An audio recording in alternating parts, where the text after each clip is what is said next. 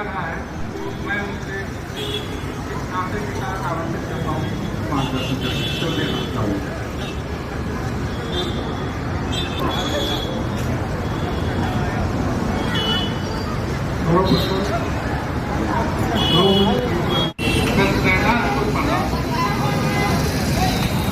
महाराष्ट्र में उन्होंने हमारी सेना बना रखी है। इनकी माता की मीरा ताई अम्बेडकर हूँ। उसके लिए एक छोटा सा अंश है और इस बाबा साहब के मिशन को बढ़ाने के लिए हमें संकल्प होना चाहिए, संविधान के प्रति सचेत रहना चाहिए, नहीं तो आने वाला समय जो है बहुत बुरा जा रहा है। हमें अपने समाज के महापुरुषों को समय समय पर चार संत शिरोमणि जगदात्री हो, भगवान बुद्ध हो, बाबा साहब डॉक्टर अम्बेडकर हो, और बाबा साहब ने ये कहा तो बाबा साहब जो है आदि आबादी महिलाओं के लिए जो काम किए वो सराहनीय है। और इस मोहल्ले की महिलाएं आज जो है वाकई में अपने अधिकारों का स्वरूप दिखाया है। अब मैं अपने पार्षद महोदय को आज के इस कार्यक्रम में सादर आमंत्रित करता हूं, क्योंकि आप हम लोगों का प्रेरणा स्रोत हैं, हम लोगों के लिए मार्गदर्शक हैं, क्योंकि हम इन्हें नगर निगम में श्रद्धांजलि अर्पित करता हूँ। साथ ही साथ राम खिलावन भैया, दोनों राम खिलावन भैयाओं को प्रणाम करता हूँ। आए हुए सभी माताओं बहनों को, महिलाओं में सबसे वरिष्ठ श्रीमती रेखा जी को, और आए हुए आप सभी सम्मानित गांव के हमारे वरिष्ठ जनों को, नौजवान साथियों को, सभी को अपना प्रणाम करता हूं। और आज के इस दिन पे ऐसा कि संतोष भैया बता रहे थे कि माननीय बाबा साहब ने जो भारत राष्ट्र के लिए संविधान का निर्माण किया, साथ ही साथ हमें ये बताया कि हमें किस तरह से अपने जीवन में किन चीज़ों का पालन करना चाहिए। शिक्षा जैसे उन्होंने बताया कि हर व्यक्ति को ग्रहण करनी चाहिए। हम लोग लगातार प्रयास करते हैं कि अच्छी शिक्षा हमारे क्षेत्र के बच्चों को मिल सके। उस कड़ी में बताना चाहूँगा, भैया कह रहे थे कि सरकारी विद्यालयों में बच्चों की पढ़ाई में काफ़ी दिक्कतें हैं, लेकिन मुझे खुशी है ये बताते हुए कि अगर आप जाएंगे और देखेंगे, और मैं चाहूँगा कि सभी लोग एक बार ज़रूर देख के आएँ। कैटली के पीछे दो विद्यालय हैं, एक बल्दीखेड़ा प्राथमिक विद्यालय नाम से है और एक आलमबाग प्राथमिक विद्यालय है। हमने दोनों ही विद्यालयों के अभी रंगाई पुताई से लेकर उसकी अंदर की सब प्लास्टर व्यवस्था, साथ ही साथ उसमें फर्श वगैरह नहीं थी बच्चों के लिए, तो उसमें इंटरलॉकिंग लगा के बढ़िया टाइल व्यवस्था करके एक अच्छा माहौल बनाने का प्रयास किया है कि सभी बच्चे अच्छे से शिक्षा ले सकें। और अन्य विद्यालयों में भी जो अपने अगल बगल है, अगर किसी के पास पैसे कम होते हैं तो मैं प्रयास करता हूं कि उनकी फीस को कम करा के हम लोग उन्हें शिक्षा दिलाने का कार्य करें। बाबा साहब ने जो है सबसे खास बात ये भी कही थी कि एक अपनत्व प्रेम आपस में सभी लोग बना के चलें। जैसा कि आपको मालूम है, अच्छे बुरे इंसान हर युग में होते रहे हैं। और जब बाबा साहब पढ़ाई कर रहे थे, उनको विदेश जाने के लिए जब पैसे की जरूरत थी, तो बड़ोदरा के जो राजा थे उस समय के, उन्होंने उनको फंड की व्यवस्था की थी और उन्हें कोलंबिया पढ़ने के लिए भेजा था। हर समय हर समाज हमारे हिंदुस्तान में जो है हर तरह के लोग हुए हैं, और मेरा ये जरूर एक अनुरोध रहता है कि जिन लोगों को ये ज्ञान है कि आरक्षण किस तरह से लेना है, किस तरह से हमें अपने बच्चों को पढ़ाने में जो गवर्नमेंट से आपको छूट मिल रही है, उन छूटों को आप किस तरह से प्राप्त कर सकते हैं, तो स्वयं तो ले लें, साथ में अपने पड़ोसी को, अपने मोहल्ले में अगर कोई गरीब दिख रहा है तो उसकी भी मदद करें, उसे बताएं कि आपको ये सुविधाएं सरकारों की तरफ से मिल रही है। इस समय जैसे मुझे एक और बहुत खुशी है कि इस बार महिलाओं की संख्या बहुत ज़्यादा है, और मैं चाहूँगा कि जोरदार ताली बजाई जाए। मैं जितनी बार भी आया हूँ उससे ज़्यादा संख्या इस बार महिलाओं की यहाँ दिख रही है, मुझे बहुत खुशी है। और महिलाओं को बढ़ाने के लिए लगातार सरकारें भी हमारी कार्य कर रही हैं। आज की डेट में चाहे उज्ज्वला योजना हो, बैग का, राशन का, वो सारी चीज़ें महिलाओं के नाम से ही दी जा रही हैं। इसीलिए कि आप सब लोग जब स्वावलंबी होंगी, आप स्वयं जब शिक्षित होंगे, तो आपके बच्चे, आपकी आने वाली पीढ़ियां आगे बढ़ेंगी। और एक मेरा अनुरोध रहता है, मैं हर वर्ष यहाँ से अनुरोध करता हूँ कि जितना हो सके उतना नशे से दूर रहा जाए, नशा हम लोग ना करें और प्रयास करें कि हमारे आस पड़ोस के लोग भी नशे से दूरी बना लें। जितनी जल्दी नशे से दूरी बना लेंगे, उतनी जल्दी उनके परिवार का उत्थान हो जाएगा और समाज में लोग भी उन्हें अच्छी नज़रों से देखेंगे। और मेरा एक अनुरोध रहता है कि हम लोग अपनी अच्छी बात बताएं। मैं अपने जीवन में भी इसका पालन करता हूं। मैं चुनाव लड़ने जाता हूं, किसी प्रत्याशी की बुराई नहीं करता। कभी आप लोगों ने नहीं सुना होगा कि मैंने किसी प्रत्याशी के बारे में बोला। मैं अपने बात बताता हूं कि मैं स्वयं ये करूंगा, ये चीज़ों को करूंगा, ऐसे हम अपना जीवन इस तरह चलेंगे, हम अपने क्षेत्र को इस तरह विकास की डोर पर ले जाएंगे। तो अगर हम लोग अपनी बातें बताएं और अपने को ये बताएं कि हमारे साथ जुड़ने वाले व्यक्ति को हम इस तरह से अच्छा करके ले चलेंगे, तो मुझे लगता है कि आपके साथ और ज़्यादा लोग जुड़ेंगे। और इस बार की संख्या काफ़ी अच्छी है। आप सबको, पूरी कमेटी को बहुत बहुत बधाई देता हूँ। मेरे लायक जब भी जो भी कार्य आप बताते रहेंगे, मैं उन्हें पूरा करने का प्रयास करूँगा। अभी आपके द्वारा लाइट की मांग की गई, मैं तत्काल आपको 2 लाइट विशाल लेने जा चुके हैं। अभी 5 मिनट में आपको मुहैया करा दे रहा हूँ। तो लाइट की व्यवस्था आज ही बाबा साहब के लिए हो जाएगी। मुझे कल पता हो जाता तो कल ही लगवा देता। आज आपको अभी मैं लाइट उपलब्ध करा दे रहा हूँ। साथ ही साथ महापुरुषों के नाम पे एक चौराहे की मांग मुझसे आप लोगों द्वारा की गई थी, क्योंकि 2-3 चौराहे जो LDA के हैं वो पहले से लाइट आपको आ गई है। तब तो लाइट आपकी। और जो दूसरा विषय था, उसके लिए भी हम लोग जगह चिन्हित कर रहे हैं। बहुत जल्द ही उसको कर दिया जाएगा। और इस प्रांगण को लेके जैसे चीज़ें चलती रहती हैं, क्योंकि संतोष भैया जानते हैं कि इसके लिए एक टेक्निकल प्रॉब्लम है। तो अगर हम लोग उसके बारे में सार्वजनिक रूप से मैं नहीं कहना चाहूँगा, अगर वो चीज़ों को हम लोग ठीक कर लेते हैं और हमारे माध्यम से भी अगर कोई मदद आपको चाहिए, और अगर हम लोग इसका केस जीत लेंगे, तो बहुत जल्द ही इसमें एक बहुत सुंदर पार्क का निर्माण हम लोग करा देंगे। और एक बार पुनः आप सबको बहुत बहुत साधुवाद, धन्यवाद देते हुए अपनी वाणी को विराम दूंगा।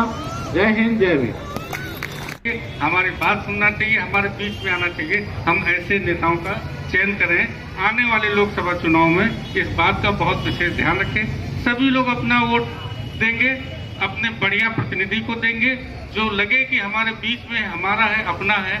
हमारी बात करेंगे, हमारी बात सुनेंगे, पार्लियामेंट विधानसभा में हमारी बात जाएगी, हमारी बातों को कहा जाएगा। ऐसे नेताओं को हमें चुनना है। साथियों, मैं एक बार जो जिन लोगों ने हमें सहयोग किया, राजन जी, शिव कुमार, सुदर्शन जी, धर्मेंद्र जी, मीरा गौतम जी, सुशील कुमार जी, जयराम जी, रतनलाल जी, पुष्पा जी, नेकचंद जी, अनिल कुमार सिंह जी, कृष्ण गोपाल जी, प्रकाश, अरुण जी, चंद्रशेखर जी, RP आर्या जी, OP जी, बसंत जी, राम मनोहर जी, बसंत लाल जी, सौरभ सिंह जी, पार्षद जी, मुन्ना जी, अमित कुमार जी और विजय कुमार जी, इन्होंने हमें आर्थिक सहयोग किया है और शारीरिक सहयोग करने वाले कबीरदास दक्षिण भारत के वाटियर कहे जाने वाले अब कठिन परिस्थितियों में बड़े हुए, कई बार विदेश में पढ़ रहे थे, तो किसी को लिखे तो उन्होंने कहा कि हमारे देश में जो रुपयों का अवमूल्यन हो रहा है कि पूरा ब्रिटिश सरकार जिम्मेदार है। जब इनके प्रोफेसर ने उनकी थीसिस पढ़ी, वो मिला गया और जाके इनकी थीसिस को इंग्लैंड के प्रधानमंत्री के सामने प्रस्तुत कर दिया। और वहाँ के जो प्रधानमंत्री हैं, उनको बड़ी नागवार गुजरी कि ये डॉक्टर अम्बेडकर, ये जो अम्बेडकर अखबार के झंझटों का मुकाबला अकेले ही किया, किसी देवी देवता ने उनका साथ नहीं दिया। समग्र बहुजन समाज के लोगों से पुरजोर अपील है कि आज के दिन बाबा साहब के कर्ज को कम करने के लिए बाबा साहब के आदेश संभागमय और प्रतिज्ञाओं इत्यादि को गहनता से पढ़ें, सोचें और अपने समाज को मूल्यवान की गुलामी से मुक्त करने का संकल्प लें।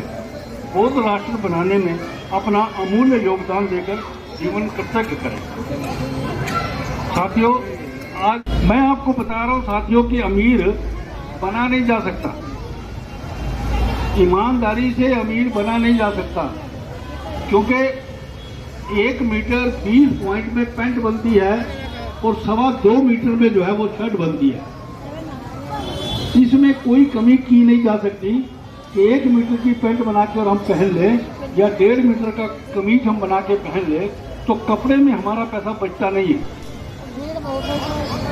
तो साथियों, पैसा बचाने की तो मुझे ख्वाहिश है और मुझे अमीर बनने की भी ख्वाहिश है। अमीर 2 आदमी पूरी दुनिया में है और औरत एक सुखी है। एक बार नहीं कई बार ले जा रही है। पूरी दुनिया में 2 आदमी अमीर हैं और एक औरत सुखी है।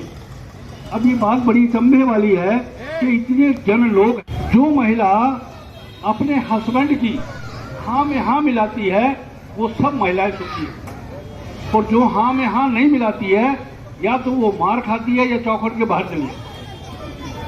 और 2 आदमी अमीर हैं इस दुनिया में जिनको दिखता नहीं है और सुनता नहीं है, जिनको दिखता नहीं है और सुनता नहीं है। क्योंकि हम जो प्रयास कर रहे हैं अमीर बनने का, उस ख्वाब को हम छोड़ दें, हम समता से जी लें, ये बहुत बड़ी उपलब्धि है। क्योंकि पैसा जो है वो कपड़े में बचता नहीं है और पैसा जो है वो किचन से बचता है।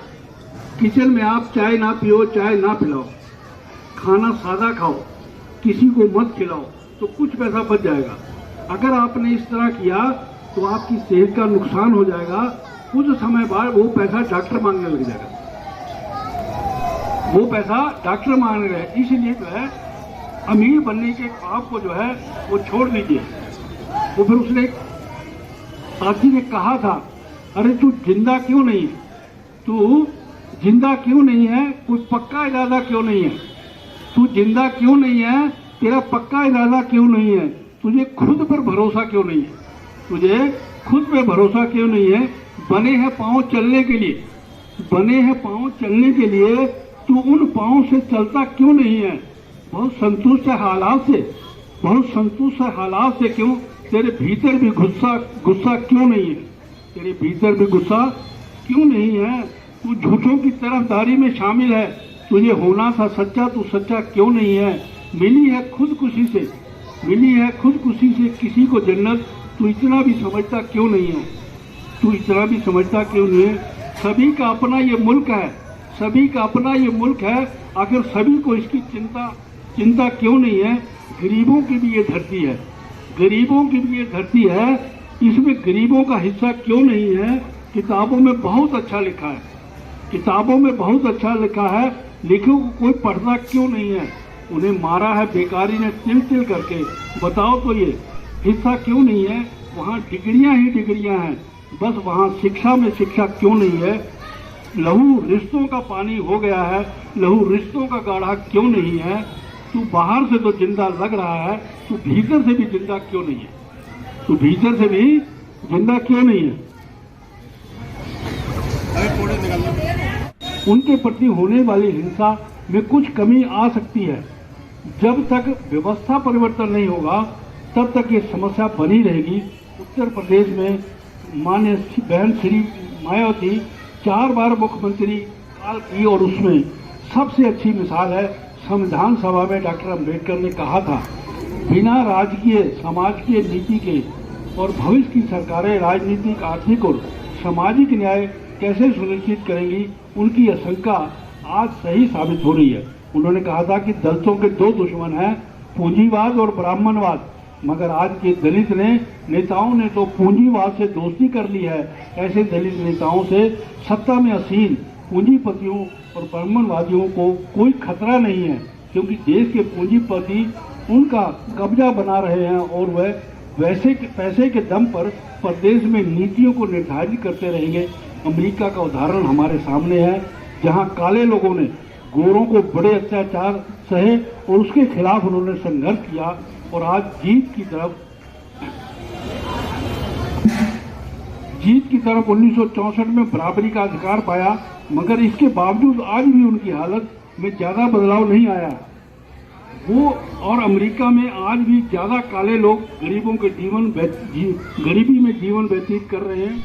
इतना ही नहीं, राष्ट्रपति बनने पर भी उनकी गरीबी दूर नहीं हुई और अभी कोरोना महामारी में सबसे अधिक मार उन्हीं पर पड़ी है जिसके खिलाफ ओबामा ने आवाज में उठाई थी। डॉक्टर अम्बेडकर ने 1947 में all India schedule caste federation और भावी संविधान के बहुजन समाज नायक संविधान सभा में स्टेटमेंट एंड भाईचारा डेट की शीर्ष के संविधान में ड्राफ्ट के रूप में अपना मेमोरेंडम भेजा था, जिसकी धारा 4 में उन्होंने सुझाव दिया था कि देश के उद्योग सरकार के पास होने चाहिए और देश की खेती की जमीन राष्ट्रीयकरण करके उस पर सामूहिक खेती व्यवस्था होनी चाहिए। अगर ऐसा होता है तो हजारों वर्षों की से खेती की जमीन पर मालिकाना हक वंचित भूमिहीन दलितों को भी खेती की जमीन बराबरी का हक मिल जाएगा। साथियों, ये नहीं हुआ और हालत हमारी गड़बड़। बाकी मैं महिलाओं के बारे में आपको 2 शब्द कहना चाहता हूं, आप ध्यान से इधर सुनिए। बाबुल के घर से महिला की स्थिति कैसी है आज भी समाज में, उसको जानिए। बाबुल का घर छोड़ के पिया के घर जब आती है एक लड़की, जब शादी करके औरत बन जाती है। बाबुल का घर छोड़कर पिया के घर जब आती है एक लड़की, जब शादी करके औरत बन जाती है। अपनों से नाता तोड़कर किसी गैरों को अपनाती है। अपनी ख्वाहिशों को जलाकर किसी और के सपने सजाती है। सुबह सवेरे जागकर सबके लिए चाय बनाती है और नहा धोकर फिर सबके लिए नाश्ता बनाती है। पति को विदा करके बच्चों का टिफिन सजाती है और झाड़ू पोछा निपटाकर कपड़े पर जुट जाती है। पता ही नहीं चलता कब सुबह से दोपहर हो जाती है। फिर से सबका खाना बनाने किचन में जुट जाती है। सास ससुर को खाना परोसकर स्कूल से बच्चों को लाती है।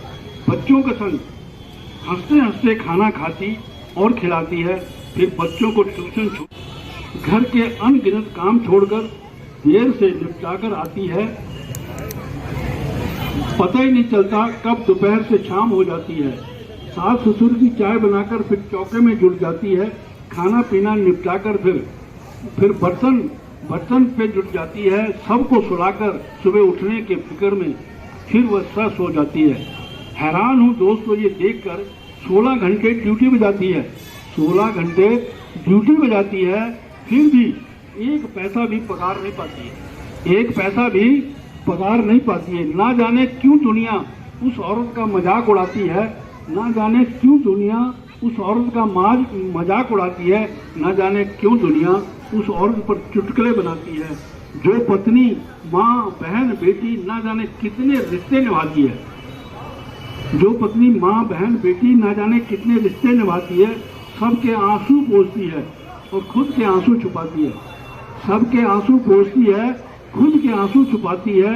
नमन है मेरा उस घर की उस लक्ष्मी को जो घर को स्वर्ग बनाती है। डोली में बैठ कर आती है और अस्सी पे लेट के जाती है। धन्यवाद साथियों। क्रांतियां ये समाज सब समाज कहलाता है जब किसी को अपना आदर्श मानता है और आदर्श मानकर उस सिद्धांत पे चलता है और उस सिद्धांत पे चल के एक संविधान समाज बनाता है। साथियों, बाबा साहब ऐसे ही नहीं कहा करते थे कि शिक्षा वो शेरनी का दूध है जो पिएगा वही दहाड़ेगा। शिक्षा पे उन्होंने बहुत सा जोर दिया। शिक्षा को अधिक से अधिक ग्रहण करने की नसीहत दी। शिक्षित होने के तरह तरह के उपाय किए, शिक्षित होने के लिए विद्यालय खोले, आंगनबाड़ियां हुई, प्रौढ़ शिक्षा केंद्र खुले। शिक्षा मौलिक अधिकार है, सभी का अधिकार है शिक्षित होने का। शिक्षा के लिए पेरियार रामास्वामी नायकर, संत गाड़े, जितने भी महापुरुष हुए, सभी ने कहा कि शिक्षित होना बहुत जरूरी है। अगर शिक्षित नहीं है तो आपकी जिंदगी पशुओं के समान है। क्या है ये शिक्षा में और क्यों हम शिक्षा ग्रहण कर रहे हैं? शिक्षा हमारा आचरण बताती है, हमारे बोलचाल की भाषा बताती है, हमें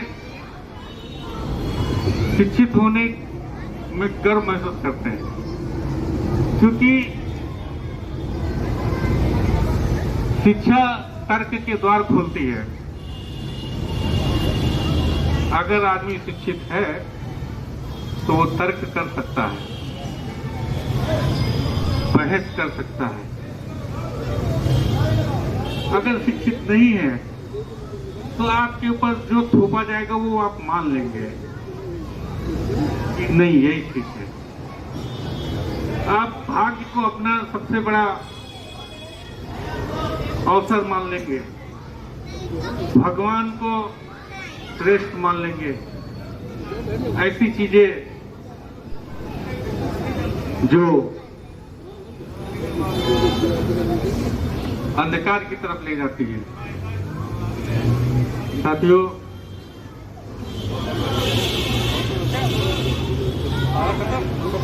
सबका करा दिया जाए, वो अनाउंस कर दो। चलिए, तो चूंकि हमारा कार्यक्रम करीब करीब समापन की ओर है और कार्यक्रम हम समाप्त करते हैं तो एक वंदना के साथ करते हैं, तो हम सभी लोग वंदना करेंगे। कार्यक्रम यहाँ का आज समाप्त होगा। आप लोगों को बहुत बहुत बधाई, बहुत बहुत साधुवाद कि आपने अपना कीमती समय दिया और इस महापुरुष की जयंती पे उपस्थित हुए। संगम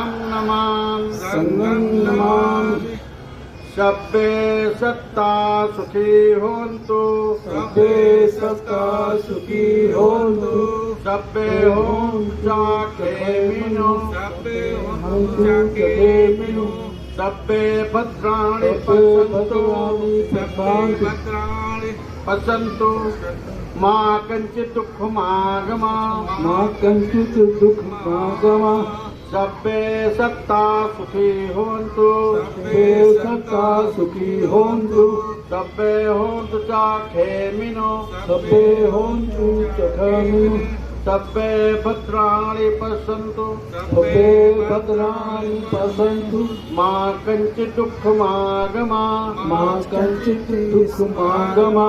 साधु साधु भवतु सब मंगलम, सबका मंगल हो। एक बार जयकार लगा दीजिए। बोल सत बाबा साहब डॉक्टर अम्बेडकर हमारा है। बोल सत बाबा डॉक्टर अम्बेडकर हमारा है। तथागत भगवान बुद्ध की, तथागत भगवान बुद्ध की, सदगुरु रविदास की, समाज में जन्म सभी महापुरुषों की। ठीक है, आप लोग भोजन।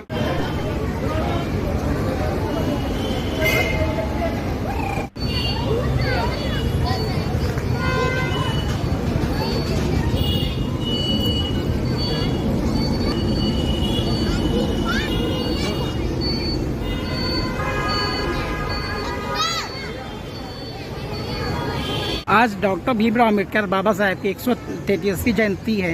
यहाँ पे हर्षोल्लास के साथ मनाया गया है। क्या कुछ कहना चाहते हैं इस जयंती के उपलक्ष्य पर? जयंती के उपलक्ष्य में हम सभी देशवासियों से, भारतवासियों से कहना चाहते हैं कि आपस में मैत्री, शत्रुता, समता के आधार पर मैत्री भाव से रहें, संगठित होकर रहें, जिससे अपने अधिकारों को हम सचेत रहें, अपने अधिकारों के लिए लड़ सकें। और शिक्षा के द्वार बाबा साहब ने बोला, शिक्षा अधिक से अधिक ग्रहण करें। और बाबा साहब का ये कार्य जो है दिया गया संविधान जो है ये लोकतंत्र का स्थापना है। इसके सभी लोगों को इसके लिए संकल्प करना चाहिए, क्योंकि बाबा साहब ने जो कार्य किया वो सब बहुजन समाज के लिए, सर्वधर्म समाज के लिए किया है। इसलिए सभी का कर्तव्य बनता है कि वो बाबा साहब के प्रति और भारतीय संविधान के प्रति वफादार हो और इस भाषा का लेकर आज बाबा साहब की 133वीं जयंती है, तो कैसे क्या आपका क्या अभिप्राय, आप क्या उनसे सीखते हैं, आप क्या कुछ कहना चाहते हैं? हम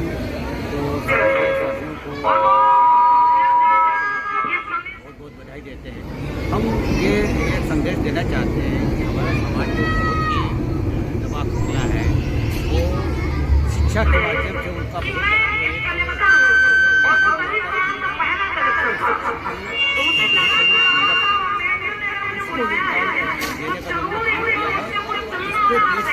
या कोई भी सामाजिक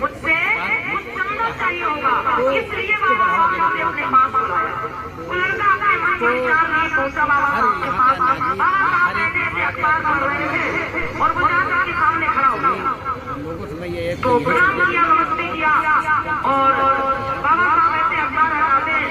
बाबा सामने